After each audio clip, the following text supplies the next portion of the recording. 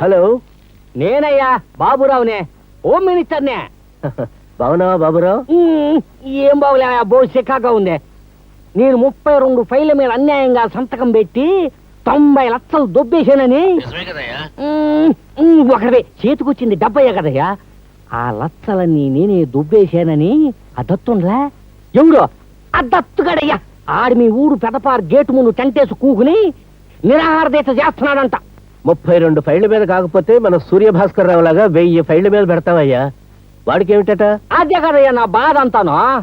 ఇది ప్రజా ఉద్యమం కింద మారితే నా మంత్రి పదవి పోద్ది కదా. నువ్వు ఎమ్మటే ఆడికెళ్ళి అని లేపారేయాల. తప్పదా? ఆ 32 ఫైళ్లలో నీ సబ్బుల ఫ్యాక్టరీ తలాల ఫైల్ కూడా ఉందయ్యా బాబు. అయితే తడిగొడ్డేసి పడుకో తల మీద. తెల్లవారేసరికి అక్కడ టెంట్ ఉండదు.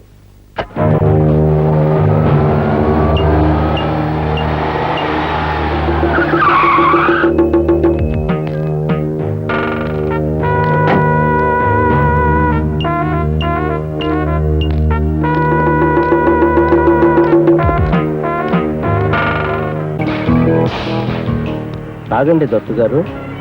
ఏమిటిది?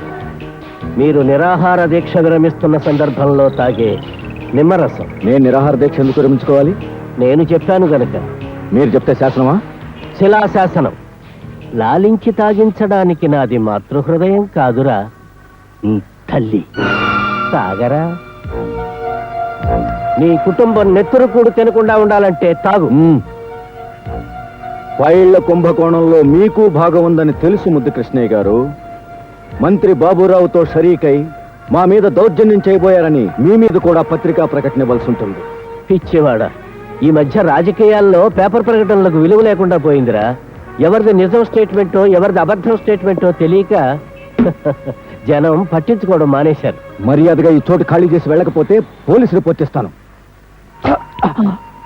వీడి జీవితం మీద నాకు విరక్తి కలిగింది.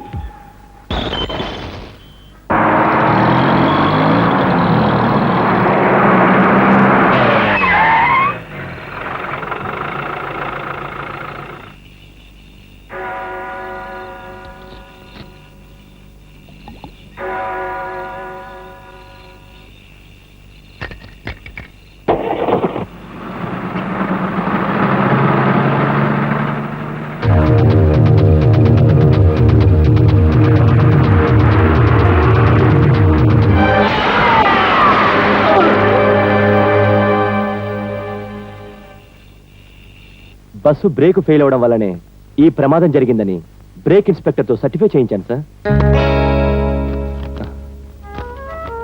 Thank you sir. మన సర్కిల్ ఇన్స్పెక్టర్ కాశీపతి రాసిన ఎఫ్ఐఆర్ ఆధారంగా కేసు కోర్టు వరకు రాకుండా చేశాను సార్. ముట్టినట్టే సార్. కాకి బట్ట నల్ల కోటు నా 2 కళ్ళుగా ఉన్నంత కాలం నాకేమిటయ్యా? నా చూపు పడ్డ చోటంతా భస్మమైపోతుంది. అది నిజమే సార్. రేపెవరైనా సిన్సియర్ ఆఫీసర్ వస్తే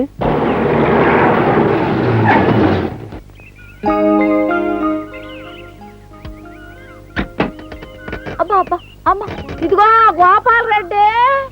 గోపాల్ రెడ్డి అమ్మా, నా పేరు గోపాల స్వామి అమ్మా. అబ్బా, స్వామి అయితే రెడ్డి అయితే అంతా ఒకటి కాదు.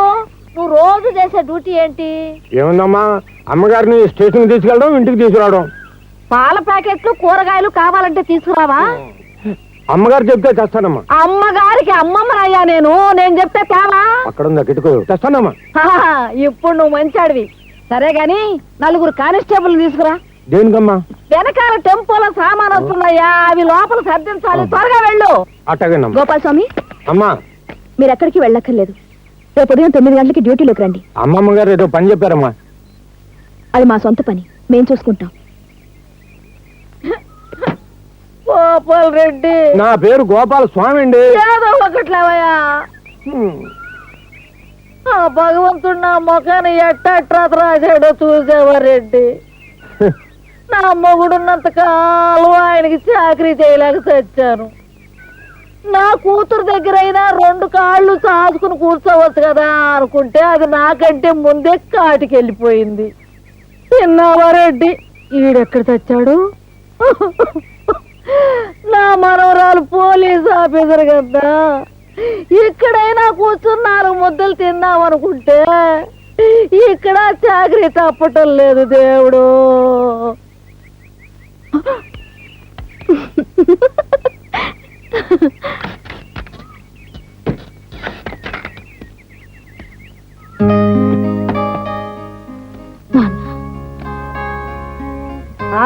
వచ్చావా?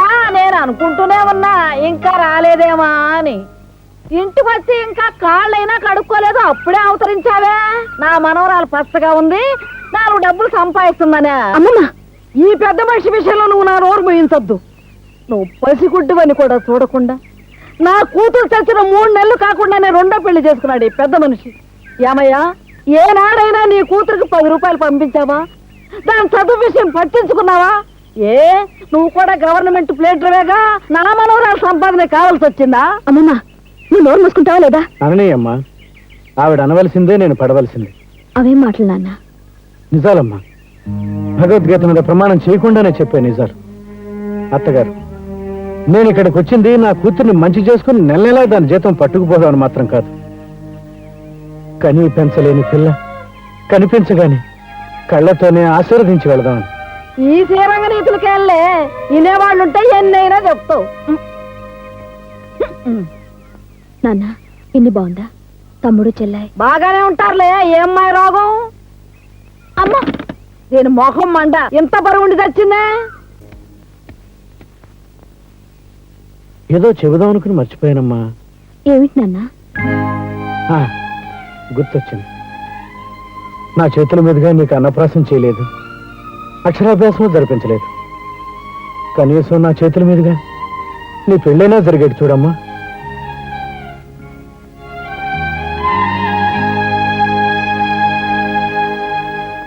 ఇన్నాళ్ళు అది మనం దూరంగా ఉన్నాం కాబట్టి మన ఇంట్లో ఏ గొడవలు జరగలేదు.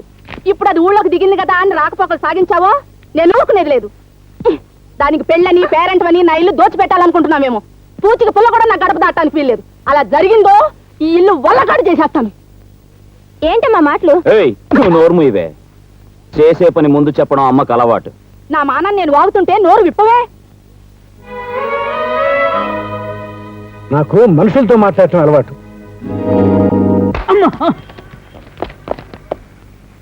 అదేంటే ఎలాగొట్టా? అతను ఏం చేశాడని? న్యూస్ పేపర్ రేటు ఒకప్పుడు ₹10 ఇప్పుడు రూపాయిన్నర అయిందయ్యా. పేపర్ రేటు పెరగడానికి అతను కొట్టడానికి సంబంధం ఏమిటయా? ఇప్పటికి 2 సార్లు పెంచారయ్యా బస్ ఛార్జీలు, మళ్ళీ పెంచుతా ఉంటున్నారు. అయితే దానికి దీనికి సంబంధం ఏంటా? నిరాహార దీక్ష చేస్తున్న వాడిని నిర్దాక్షిణ్యంగా నడి రోడ్డు మీద చంపేసినా అడిగే దిక్కు లేదయ్యా. ఆ మడ్రను అడ్డం పెట్టుకుని కులాల పేరుతో కొందరు గుండాలు కొన్ని కోట్లు లూటీ చేశారయ్యా. ఎందరో అమాయకులైన ఆడవాళ్ళ జీవితాలు నాశనం చేశారయ్యా. వాటికి ఇతను కొనడానికి లింక్ ఏంటయ్యా? మన దేశంలో ప్రజలు ఇన్ని సమస్యలతో చచ్చిపోతుంటే వీడు నన్ను క్రికెట్ స్కోర్ ఎంత అడుగుతాడా?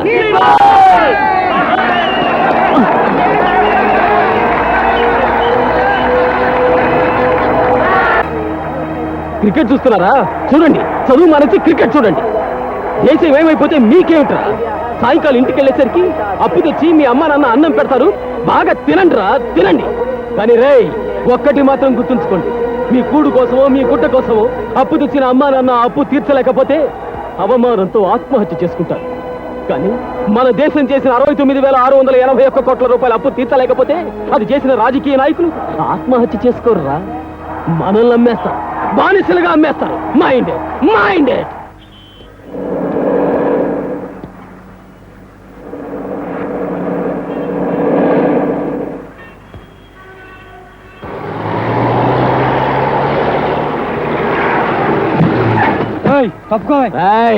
బాగా తాగినట్టున్నాడు.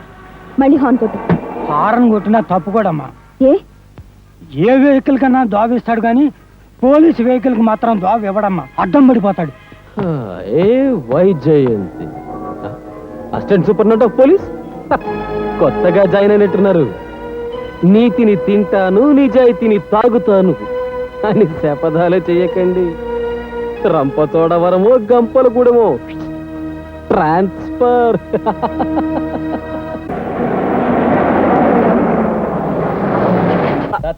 గంటలకు మొగుడు కొట్టిన దెబ్బలకు ఆస్పత్రి మందులకు లబో లబో. సియా ఎక్కడా?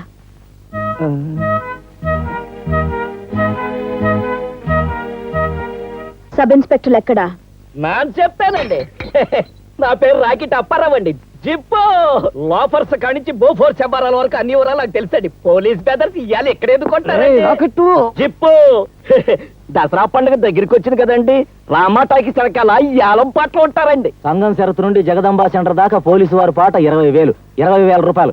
అడగబే 20,500. అది 20,500 రూపాయలు. కత్తెర కనకారావు గారి పాట 20,500 రూపాయలు. మరి మా చీప్ కోసం పాడుకోవే. ఏటొందని పాడుకోమా అంటావు? బాసల హౌసులు బ్యాకెట్ కంపెనీలు ఏటి లేకుండా పుట్టి బ్యాక్ మార్కెట్ టికెట్ల కోసం అంత రేటు ఎట్టనేవు. కత్తెర కనకారావు గారి పాట 20,500 రూపాయలు. ఒకటోసారి, రెండవసారి, మూడవసారి కొట్టేస్తున్నా. చావుల మధుం దగ్గర నుంచి టర్నర్ సత్రం దాకా పోలీసు వారి పాట 25,000. అంటే బావో మధ్యన కంట్రోల్ రూమ్ ఉంది కదా, మరి అది కూడా కలుపుకోనేనా? కాదే, మొత్తం పోలీసులు కూడా కలుపుకొని. నోర్మే మేడం పాట 25,139 రూపాయలు 40 పైసలు. ఎక్కడ పోతావు? ఎక్కడ?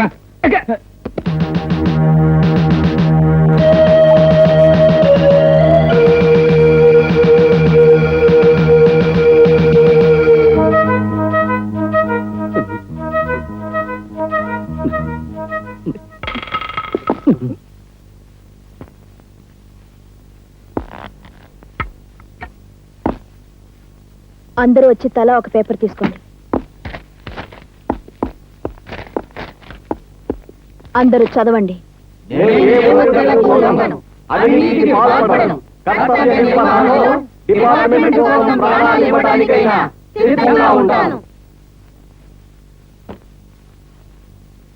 డిస్పర్స్.